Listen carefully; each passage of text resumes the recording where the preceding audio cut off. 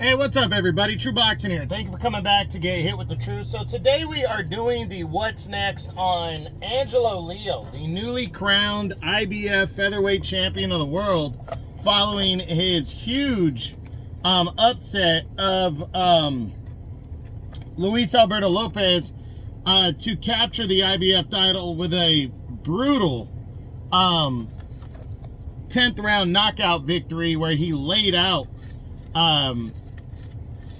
Lopez to capture a championship in his second weight class. Now, before we get into that, if you could smash the like button, leave a comment, or subscribe to the channel. I really do appreciate any and all support that I can get as I continue to build my channel here. So, Lopez, Leo, this was a big win for him. Lopez was, a lot of people considered him to be the top guy at 126. Now, it was an open division, still is an open division, so it wasn't like Lopez was the unanimous number one, but there were a lot of people, myself included, that considered him to be the top dog at 126, and Leo was barely in the top 10, if at all. I personally didn't have him in the top 10 at featherweight, him getting this opportunity, I felt like he had a chance, but I just thought he was going to get outworked, and he put on the performance of his career. Laid out Lopez with a brutal knockout and was beating him the majority of the fight too. So it wasn't like he just got lucky and caught him. It was a good, solid performance, and now he has a championship in his second weight class, and the big question is what's next for Leo following this win? Well, first off, we know that he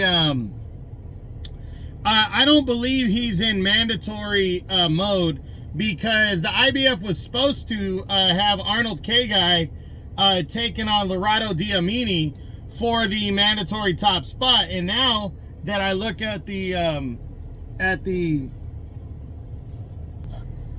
so now, the big question is what's next for him. And as I said, I don't believe he's in mandatory mode. So he might be able to make an optional defense. Not sure when he's going to come back, Whether he comes back before the end of the year, I think that might be pushing it. But it also could happen, because that's about between 4 and 5 months before the end of the year. So he might want to come back before the end of the year, especially if he can get on a big card.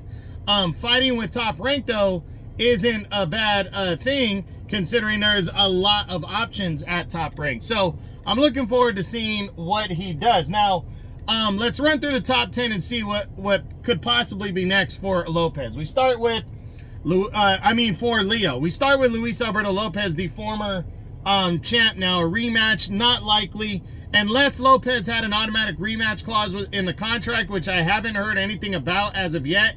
And to be honest, the way he got knocked out, I'm not sure he'd want to rematch Leo after that. So I don't believe that's going to happen.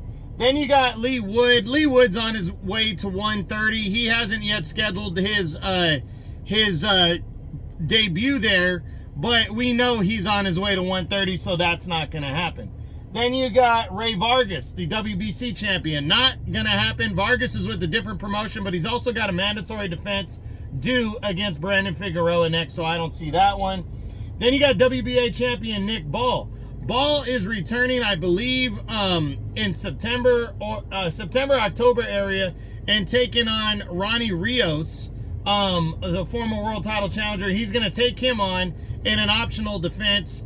Maybe after that, these two guys could lock horns if Ball is not tied to a mandatory defense, but we'll see. We'll see how that one shakes out.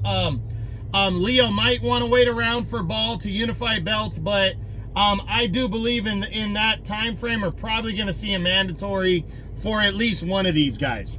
Then you got Ray Ford. Ray Ford is on his way to 130, so he's not going to fight here at 126 again, in my opinion.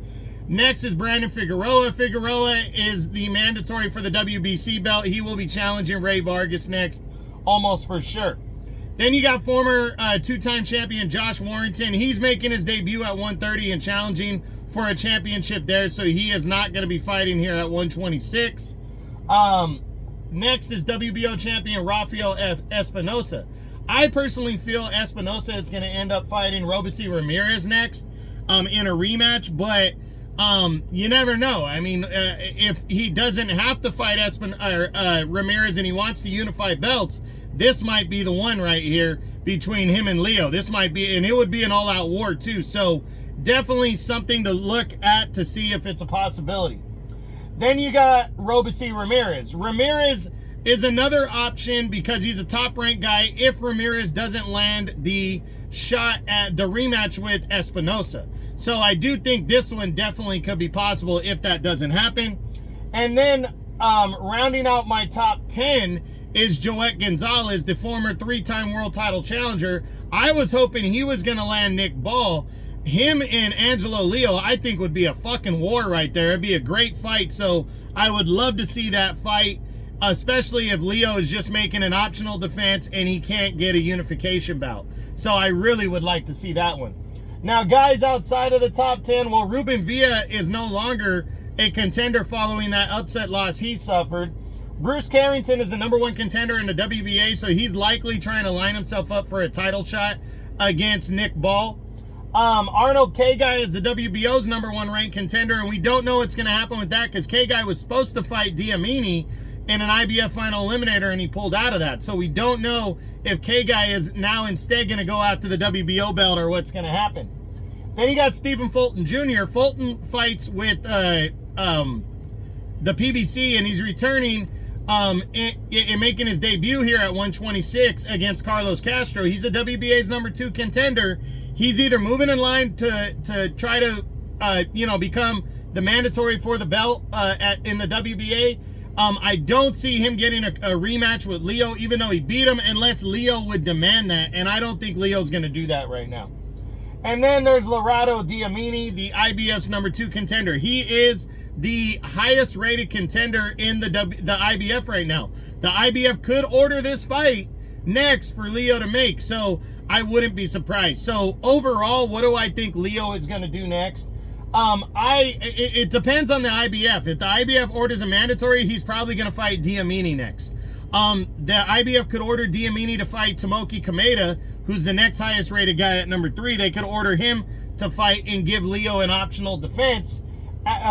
In that instance, I think if he gets an optional, he might look to see what happens with Nick Ball and Ronnie Rios if he wants to return prior to that. Like prior to waiting around for, how long Nick Ball would need after a Ronnie Rios bout. He might be looking at potentially Rafael Espinosa, Robeisy Ramirez, the situation there in the WBO. He might work around that to see what goes on. But I really think a solid option, if he cannot get a unification bout or he doesn't have to make a mandatory, is veteran Joet Gonzalez. He's been around for a while. So congratulations to Leo. He's a new IBF champion. Really looking forward to seeing what he does next. And that's it. That's what I got. So that is my what's next on newly crowned IBF Featherweight Champion of the World at 126 pounds. Angelo Leo following his career best win and upset 10th round knockout victory of Luis Alberto Lopez on August 10th in the main event of an ESPN card. I hope you enjoyed the video. If you did, smash the like button, leave a comment, or subscribe to the channel. I appreciate any and all support. This is True Boxing, and you've been hit with the truth.